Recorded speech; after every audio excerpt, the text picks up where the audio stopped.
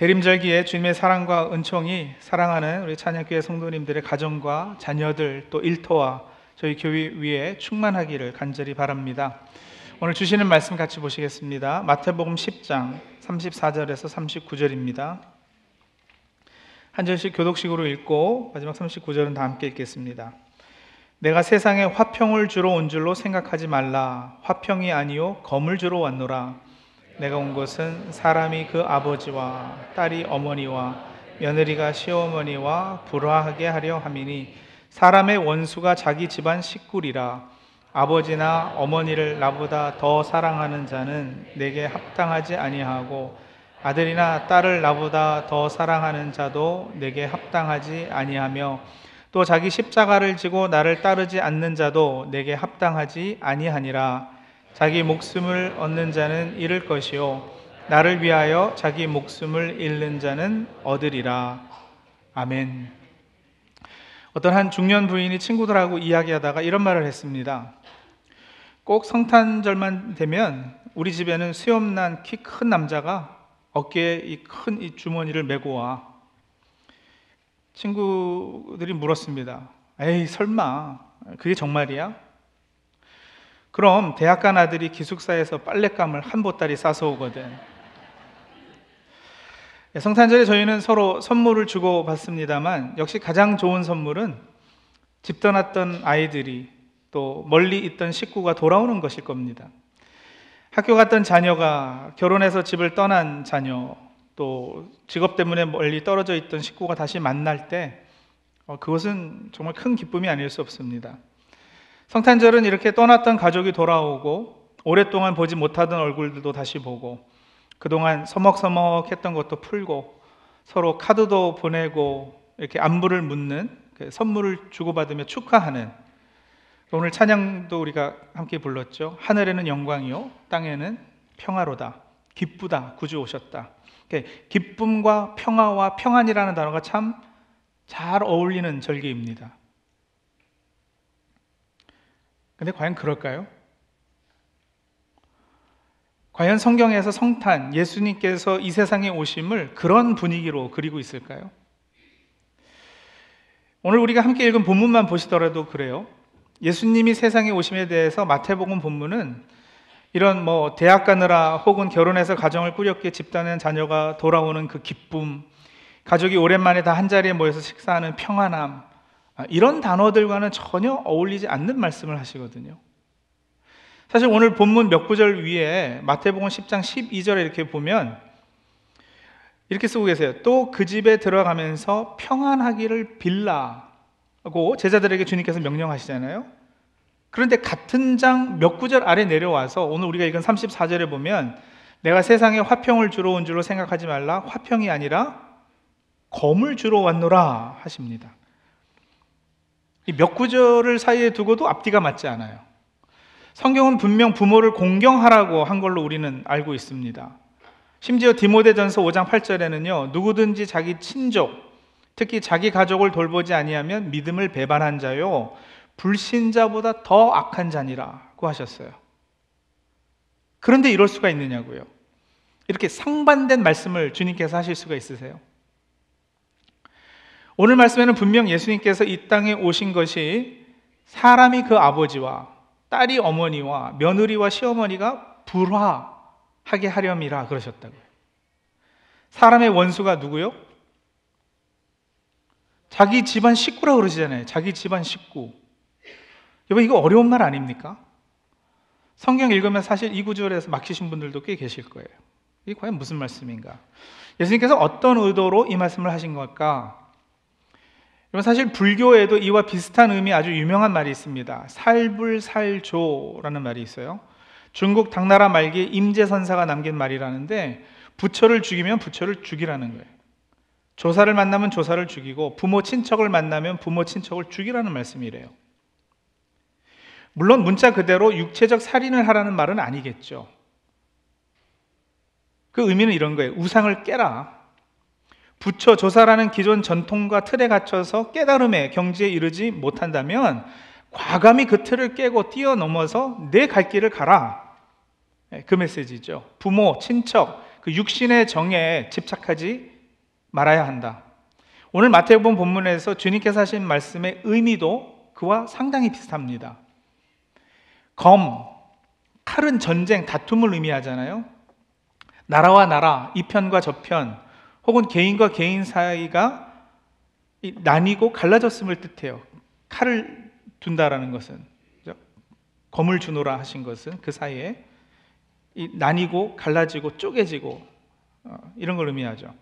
근데 다시 35절 돌아가 보시면 하필 주님께서 검을 주신 사이가 부자지간, 모녀지간, 고부 사이란 말이에요.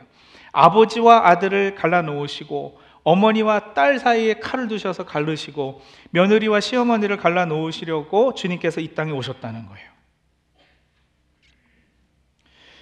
왜 그러셨을까? 여러분 곰곰이 생각해 보십시오. 부자지간, 모녀지간, 과연 이 둘 사이를 칼로 잘라 뗄 수 있을까요? 부모 자식 사이는 칼 아니라 그 무엇으로도 때려야 뗄 수 없는 사이 아니겠어요? 왜냐하면 한 사람의 근원이 자기 부모이기 때문에 그렇죠. 아버지가 있어서 내가 태어났고 어머니가 있어서 내가 존재하는 거예요. 부모는 나라는 존재의 근원이에요. 원천이에요. 근데 예수님께서는 이 존재의 근원에 칼을 대시는 분이시잖아요. 지금 부모와 자식 그 사이에 칼을 두신다, 칼로 내리치신다. 이게 무슨 의미냐? 이겁니다, 여러분. 내가 내 존재의 근원이라 생각하고 있던 것이 참 근원이 아니라는 거예요. 그건 착각이고 속고 있는 거예요. 그걸 깨시자는 거죠. 예를 들어 볼까요? 사과나무가 한 그루 있어요. 그 나뭇가지에 사과가 주렁주렁 달려 있습니다. 가지에 열매가 달려 있다고 해서 그 열매가 가지에서 비롯된 것은 아닙니다. 열매의 근원은 가지가 아니라 그 나무의 뿌리죠.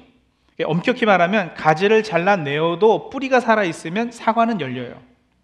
하지만 뿌리가 말라 비틀어 죽어버리면 가지가 아무리 많아도 사과는 열리지 못합니다. 사과가 가지에 매달려 있기에 가지를 근원으로 착각하는 것이 이 사람들이 늘 착각하는 그 좁은 시야 가운데 내리는 어떤 그런 판단이기 때문에 가지가 아니라 뿌리가 근원이다. 열매의 원천은 뿌리다. 이걸 알게 하시려는 것이 주님께서 본문에서 하신 말씀이라는 거죠. 가지는 가지의 역할이 있어요. 당연히요. 하지만 가지가 뿌리를 대신할 수는 없습니다. 나의 존재 근원이 부모라는 착각을 칼로 쳐내야 가짜 평안이 깨지고 참된 평안이 임하는 것입니다. 오늘 읽은 마태복음 10장 35절과 36절은 사실 구약 성경 미가서 7장 6절의 인용이에요. 혹시 관주 성경, 관주 이 구절의 그 레퍼런스죠. 그 35절, 36절 옆이나 아래에 풋노트 같이 적어놓은 성경을 가지고 계시면 세번역 성경은 확실히 그렇게 해놨는데 미 7장 6절 이렇게 써놨어요. 미가 7장 6절이라는 거죠. 그러니까 예수님께서 구약의 미가서 7장 6절을 인용해서 오늘 말씀을 하셨단 말이에요. 자, 미가서 7장 6절 한번 보실까요? 제가 읽겠습니다. 아들이 아버지를 멸시하며 딸이 어머니를 대적하며 며느리가 시어머니를 대적하리니 사람의 원수가 곧 자기 집안 사람이리로다. 그렇죠? 같은 말씀이죠. 근데 여러분 6절만이 아니라 그 앞뒤 5절과 7절까지 함께 전체를 읽으면 이래요. 제가 한번 다시 읽어드릴게요. 5절에서 7절이요. 미가서 7장. 너희는 이웃을 믿지 말며 친구를 의지하지 말며 내 품에 누운 여인에게라도 내 입의 문을 지킬지어다. 아들이 아버지를 멸시하며 딸이 어머니를 대적하며 며느리가 시어머니를 대적하리니 사람의 원수가 곧 자기의 집안 사람이리로다. 오직 나는 여호와를 우러러보며 나를 구원하시는 하나님을 바라보나니 나의 하나님이 나에게 귀를 기울이시리로다. 배경 설명을 더 길게 하지 않아도 그 뜻이 분명하죠. 사람은 믿을 대상이 아니라는 거예요. 그렇죠? 이웃 믿지 말고 친구 의지하지 말고 내 품에 누운 여인, 아내에게도 어떤 말들은 삼가라는 거예요. 얘기하지 말라는 거예요. 왜요? 믿을 대상이 아니거든요, 사람은. 내가 의지할 대상이 아니라는 거예요. 그리고 뭐라 그랬어요? 하나님께만 소망을 두라 그러잖아요. 하나님께만. 예수님께서 이 미가서의 이 메시지를 배경으로 해서 오늘 말씀을 주셨는데, 그래서 더 확실하게 풀어서 설명하시기는 마태복음 10장 37절이에요. 그 설명을 이렇게 하고 계십니다. 아버지나 어머니를 나보다 더 사랑하는 자는, 그렇죠? 우선순위의 문제이고 하나님 자리에 누가 앉아 있느냐 하는 그 문제이죠. 아버지나 어머니를 나보다 더 사랑하는 자는 내게 합당하지 아니하고 아들이나 딸을 나보다 더 사랑하는 자도 내게 합당하지 아니하며. 예수님은 부자, 모자, 고부지간을 사람이 자기 존재의 원천으로 착각하고 있으니 그 사이에 칼을 주러 왔다고 말씀하신 거예요. 근데 여러분, 사실 이 메시지는요, 그런 어떤 인간 관계, 인간 누구누구를 내가 의지하고 내 원천 삼고 있다, 내 백 삼고 있다, 그보다 더 확대 적용할 수 있어요. 이 메시지는 사실 돈이나 명예나 학력이나 나에게 있어 모든 우상이 될 만한 것들에 다 적용이 돼야지 돼요. 예수님께서 이 세상에 오신 가장 중심된 이유가 바로 그 가짜 근원들을 깨시기 위해서거든요. 그것들을 믿고 의지하고 빽 삼고 있어서 생겨난 가짜 평안, 일시적인 평안, 가짜 평화, 이거 부수기 위해서라는 거예요. 지금 이 땅은 하나님께서 창조하신 본래 그 세상이 아니라 죄로 인한 거짓 질서가 유지되고 있는 세상입니다. 거짓 질서도 질서라 그런가 보다 하며 우리가 착각 가운데 살아가고 있어요. 근데 그건 속고 있다는 거죠. 여러분, 높은 게 높은 거 아니고요, 낮은 게 낮은 게 아니에요. 고귀함과 비천함의 개념을 세상이 알려주는 그대로 우리가 받아 듣고 있으면 그건 속고 있는 거예요. 예수님 탄생을 고한 천사가 마리아에게 나타나가지고 그 사실을 알려주자 마리아가 노래를 불러요. 마리아의 찬가. 그 내용이 뭐예요? 높은 것들은 낮아질 것이고 낮은 것들은 높아질 것이다. 이 질서의 뒤집힘에 대해서 노래했거든요. 바로 그 얘기예요, 여러분. 주님께서 이 땅에 오셔서 그 질서를 깨트리시고 뒤집으시는 거죠. 그래서 갓난아기로 오시는 거예요. 비천한 동네에서 사셨어요. 그리고 범죄자가 달려야 하는 형틀에 달려 죽으시는 거예요. 여러분, 그게 만왕의 왕과 어울리는 모습이에요? 그게 온 우주 만물을 통치하신다는 전능자의 모습과 어울리는 모습이냐고요? 전혀 그렇지 않잖아요. 근데 바로 거기에 깊은 성탄의 메시지가 있어요. 참 평화가 임하기 전에 가짜 평화가 깨져야 합니다. 나의 근원이라 나를 나대게 하는, 나를 존재케 하는 것들을 착각하고 있는 거, 이걸 다 칼로 잘라내고 베어내야 하는 거죠. 세상에 잘못 높아진 것은 낮아져야 합니다. 세상이 귀하게 여기는 것은 하나님 나라에 귀하게 여겨질 가능성이 낮습니다. 내가 내 부모를 주님보다 더 의지하고 있다면, 내가 내 남편을, 내 아내를 주님보다 더 사랑하고 있다면, 혹이라도 자식이 우상이 되어버렸다면, 하나님 믿는 믿음이 아니라 돈, 많이 오른 주식, 집값, 이런 것이 나에게서도 든든한 백이 되고 그것에 근거해서 내 마음의 안정이 누려지고 있다면 그것들을 보는 즉시 칼로 찔러 죽여야 하는 것입니다. 성탄을 기다리는 대림절기, 기다림이란 바로 그걸 하는 절기입니다. 기다림은 아무것도 하지 않고 멍 때리고 있는 것이 아니라고 그랬죠. 기다림은 적극적이고 능동적이라고 그랬습니다. 대림절기는 바로 나에게 있어 우상인 것들을 칼로 찔러 죽이는 아픔과 쓰라림이 있는 절기예요. 그래야 성탄을 진정 기쁨으로, 그리고 참으로 하늘에는 영광, 땅에는 평화로다, 이걸 외칠 수 있게 되는 거죠. 상처난 팔에 소독약을 바르면 침투하려는 나쁜 균을 죽이느라고 따갑고 쓰라려요. 그죠? 거기에 전쟁이 나는 거예요. 균이 죽어야 되기 때문에. 어둠에 익숙해 있던 눈이 밝은 빛을 보면 눈이 부셔서 아파요. 바로 그거예요. 예수님께서 우리에게 찾아오시면 우리 내면의 세계에 격렬한 싸움이 일어납니다. 이 과정이 개인의 인격 내부에서 진행될 때 우리는 때로는 급심한 혼돈을 경험하기도 하고요. 그 과정이 한 가정에서 진행이 되면 이제 오늘 주님께서 오늘 본문에서 말씀하신 그런 일들이 벌어지는 거예요. 부모와 자식이 다투기도 하고요. 여러분 생각해 보세요. 예수 믿고 그 삶의 방향과 목적과 소원하는 것이 바뀐 자녀가 아직도 전에 가지고 있던 그 가치관과 기준을 가진 부모와 충동이 없을 수가 없지 않겠어요? 그렇죠? 네, 그 얘기예요. 제가 그 과정을 제대로 한번 겪었는데요. 제가 이제 대학을 가게 돼서 전공을 정할 때 아버지에게 이런 말씀을 드렸어요. 아버지, 저는 대학 가서 철학이나 심리학 메이저 하려고요. 그래서 졸업하고는 신학대학원 가고 목사 되렵니다. 아버지가 그러셨어요. 안 된다. 옛날에는 지질이 공부도 못하고 갈 곳 없는 애들이 신학교 갔는데 왜 네가 거기 가려고 그러느냐. 같은 결심을 듣고 저희 어머니는 안 된다. 꼭 하나님의 일을 해야겠거든. 목사 말고 신부해라.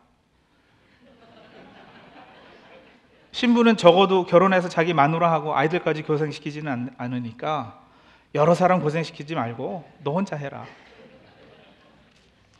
이렇게 부모님 반대에 부딪혀서 갈등했어요. 그 갈등이 굉장히 심했었고요. 그러다 결국은 아버지하고 이제 계약 비슷한 걸 맺었거든요. 아버지 걱정은 뭐였느냐면 아직 고등학생인데 정서적으로 어리고 예민한 고등학생 때 그 인생의 진로를 그렇게 확 결정해버리기엔 너무 이르다 생각하신 거예요. 그래서 아버지가 저한테 이런 제안을 하셨죠. 학부에서는 내가 하라는 공부하고 그 후에 여전히 네가 신학교 가겠다고 하면 그때는 성인으로서 내리는 결정이니까 존중해 주겠다. 미국에서 1.5세가 심리학 공부하고 철학 공부에서는 어디 직장 잡기도 힘들고 벌어먹기 힘드니까 회계학 뭐 이런 거 해라. 그쪽으로 전공을 했어요. 저는요, 어차피 신학이야 대학 마치고 하는 거니까, 대학원 가는 거니까 동의를 했습니다. 그리고 당연히 졸업하자마자 저는 신학대학원 갔고요. 그리고 부모님은 약속하셨기 때문에 그때는 허락해 주셨어요. 저는 제 부모님이 상당히 지혜로운 분들이라 생각해요. 그리고 그 사실에 늘 감사하고 있고요. 그 후에 세월이 지나서 부모님의 신앙도 깊어지셨고요. 아들이 목사 된 것에 대해서 자랑스러워 하셨고요.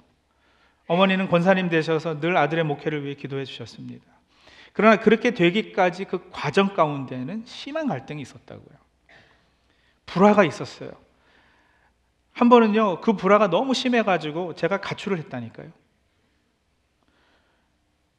목사가 되고 싶은데, 신학하고 싶은데 못하게 하니까 반항을 했어요.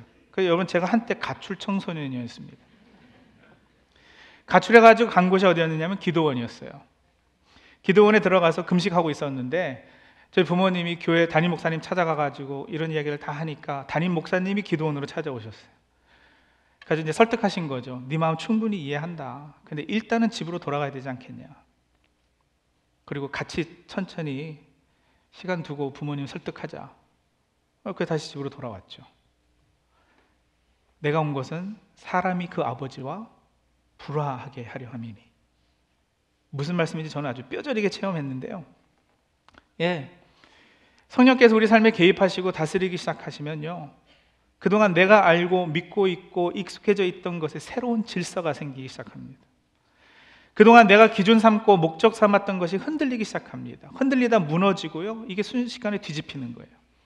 한 사람이 온전히 예수 믿기까지, 한 가정이 온전히 예수 믿는 가정이 되기까지, 진정한 화평과 평안으로 다스려지기까지 가짜 화평, 가짜 평안은 깨지는 아픔, 그 과정이 있기 마련이에요. 평화의 왕이신 예수님이 진정으로 나의 왕, 나의 주가 되시려면 지금까지 거짓 왕노릇하고 있던 것이 그 자리에서 내려와야 되지 않겠어요? 그리고 여러분, 그 과정은 꽤나 힘들어요.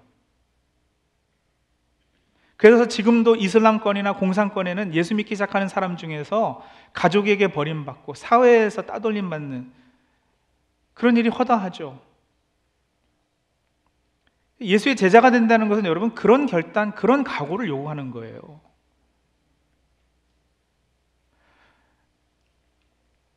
끝까지 부모님 모시고 부모님 돌아가시면 장사 지내고 제가 주님 따르겠습니다. 아니요, 예수님은 그것도 허락하지 않으셨어요. 죽은 자로 죽은 자 장사 지내고 너는 나를 따르라 이러셨거든요. 제자도는 여러분 무시무시한 겁니다. 마태복음 본문은 여러분 우리가 10장을 쭉 읽었는데 한참 위에 올라가서 1절 위에 제목 보시면 12제자를 부르시다 이렇게 돼 있거든요. 지금 제자를 부르시는 중에 그 제자로서의 삶이 어떠해야 되겠는가 오리엔테이션을 하는 것이 이제 쭉 그 내용이에요. 16절 위에는 그래서 제목을 보면 미움을 받을 것이다 그랬어요. 제자를 부르시고서는요, 너희들의 이 땅에서의 삶의 특징이 미움받는 것이다 이 말씀을 하시는 거예요. 세상에서 미움받고 박해받을 것이다. 28절 내려가 보면 몸은 죽여도 영혼은 능히 죽이지 못하는 자들을 두려워하지 말라고도 하셔요. 다시 여러분, 이 세상의 거짓 왕이, 그죠? 지금 이 현재 질서가 이 사람들의 옴으로 인해서, 예수 믿는 사람들이 자꾸 번져감으로 인해서 뒤집힐 것이니까 이거 질서 깨기 싫지 않겠어요? 이미 기득권 세력은, 이 땅에 공중 권세 잡은 자는 그거 놓기 싫죠. 그러니까 어떻게 해요? 제자들을 채찍질하고 고문하고 가둬두고. 근데 예수의 제자로 이 땅에 살려면 그거 각오해야지 된다, 지금 그 말씀을 하시는 거예요. 그러는 중에 오늘 본문이 등장하니까요. 그죠? 그러는 중에 오늘 본문이 등장해서 뭐라 그래요? 너 존재의 근원조차도 내 부모도 아니다. 너를 너되게 하는 거, 네 가족이나 네가 뭐 유대인으로 태어난 어떤 그 혈통이나 족보나 이런 것이 아니다. 그 얘기를 하시는 거예요. 검을 주러 왔노라. 그 말씀을 다 하시고 나서 그래서 38절 39절에 또 자기 십자가를 지고 나를 따르지 않는 자도 내게 합당하지 아니하니라.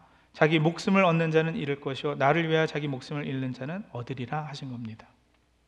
성도님들, 성경이 기록하는 성탄절 크리스마스는 우리가 흔히 생각하듯 그렇게 기쁘고 즐겁고 평화로운 모습만은 아니에요. 예수님이 오셨기에 베들레헴과 그 지역에 사는 2살짜리 아이가, 사내 아이들이 다 죽었어요. 세상의 권세 누리는 왕 헤롯이 만왕의 왕이고 참 주 중에 주이신 예수님께서 오시니까 마지막 발악을 하는 거예요. 뒤집히기 싫어서. 천사가 찾아와서 마리아에게 네가 아들을 잉태했다 했을 때 마리아가 여러분 막 기뻐서 할렐루야 그랬나요? 누가복음 1장 29절이요. 처녀가 그 말을 듣고 놀라 이런 인사가 어찌함인가 생각하매. 처녀에게 임신 소식이 과연 평안의 소식이냐고요. 놀랄 수밖에요. 처녀가 아이를 가지면 수치잖아요. 경멸의 대상이고 사회에서 쫓겨나요. 여기 마리아가 놀랐다는 것은 두려움과 마음에 무거움이 있었다는 의미인데, 여러분 바로 그 일이 예수님께서 우리 인격의 내면에 잉태돼서 탄생할 때 생겨나는 일이에요. 예수님께서 우리 삶에 잉태돼서 태어나실 때, 예수님께서 우리 가정의 주인이 되실 때, 우리가 살고 있는 이 사회의 참된 왕이 되실 때 예수님을 맞이하는 우리에게 임하는 은혜는 당장은 여러분 무거운 짐으로, 힘겨움으로, 두려움으로 이렇게 다가올 수 있어요. 세상이 얼마나 싫으면 요즘은 메리 크리스마스 인사도 못하게 하잖아요. 해피 할로데이스라고 그러지.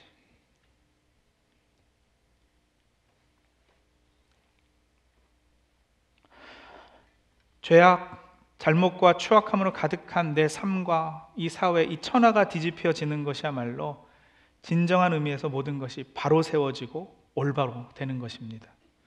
성탄절날 우리가 참으로 기뻐하고 축하하고 노래하려면 대림절을 지나는 지금 그 과정을 먼저 겪어야 할 것입니다. 칼을 먼저 받지 않고 기쁨을 노래하는 것은 가짜입니다. 성도님들의 날마다의 삶 가운데 성령의 검으로 짝퉁 평화와 거짓 질서가 베어내는, 도려내지는 그 역사로 아기 예수의 이 땅에 오심의 진정한 의미를 살아내는 저 사랑하는 우리 찬양교회 성도님들이 다 되시기 바랍니다.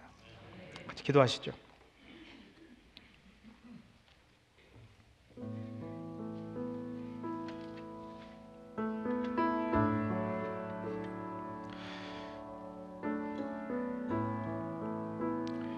성도님들은 예수님 영접하고 예수 믿는 사람이 되면서 이런 거짓 질서가 깨지고 내가 가지고 있었던 가치, 기준 이런 것들이 뒤집혀지는 그런 경험 해보신 적 있나요? 아니면 그냥 예수 믿기 전이나 예수 믿은 후나 별 다를 것도 없고 아무런 갈등도 없이 그냥 쭉 이어져 오고 있나요? 그 뒤집히는 과정이 거짓 평화가 거짓 빽삼고 있던 것이, 우상이 깨지는 그 고통과 아픔과 갈등과 괴로움과 처녀가 임신 소식을 들은 것처럼 충격받고 놀라고 두려웠고 이런 것이 없으셨던 분은요, 내가 제대로 믿는 사람인가를 다시 한번 확인해 보셔야 돼요. 그럴 리가 없거든요. 그리고 여러분, 내가 세상에서 원했던 삶의 모습들이 있지 않겠어요? 내가 기대하고 꿈꿨던 어떤 소망들, 근데 그런 것들이 내가 원하는 대로가 아니라 자꾸 일이 꼬이고 어려워지고 막히고 하면 여러분, 그때 주님께서 칼을 주시는 때일 수도 있어요. 검을 주러 왔노라. 이것저것 다 도려내시고 잘라내시는 그런 과정일 수 있어요.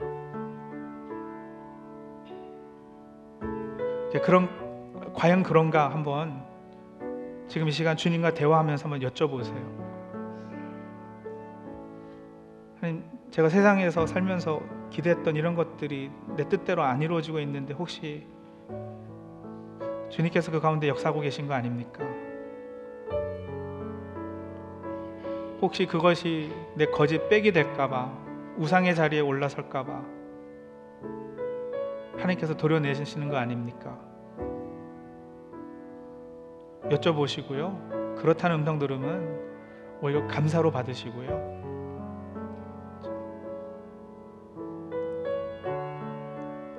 그리고 이제 하나님 나라의 기준, 그 뒤집힌 기준이죠. 그리고 하나님 나라의 가치, 이런 것들로 다스려지게 해달라고. 그래서 이제 곧 우리가 성탄절 맞게 될 테인데, 그때 진심으로 기쁘다 구주 오셨네 찬양할 수 있게 해달라고 우리 그렇게 기도하면서 하나님 앞에 나가도록 하겠습니다. 잠시 기도하겠습니다.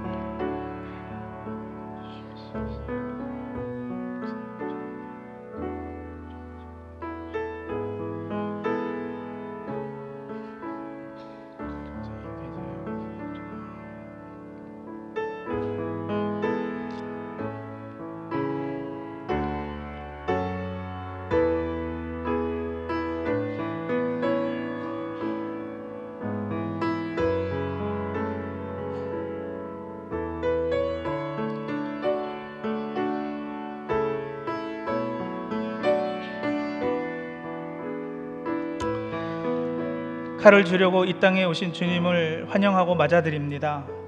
우리 삶 가운데 하나님 아닌 것들이 하나님의 자리에 앉으려 할 때마다 허락하신 칼을 높이 쳐들고 내려치는 저희들 다 되게 도와주시옵소서. 그 칼로 부모와 자식 사이에 거짓 평안을 깨게 하시고, 돈과 물질과 내 마음 사이에 거짓된 신뢰를 깨게 해주시고, 세상과 타협하는 나의 거룩지 못한 욕망을 찔러 죽이게 하시옵소서. 세상의 불의를 보고도 움직이지 않고 숨어버리는 비겁함이 칼로 도려내지게 도와주시고, 진리보다 더 사랑하고 우선순위에 두는 것들이 칼로 잘리게 하시옵소서. 좌우의 날선 어떤 검보다도 예리한 살아있고 운동력 있는 하나님의 말씀이 자기 목숨을 얻으려는 나를 죽이고 주님을 위하여 목숨을 잃게 하셔서 참 생명을 누리게 하여 주시옵소서. 예수 그리스도의 이름으로 기도합니다. 아멘.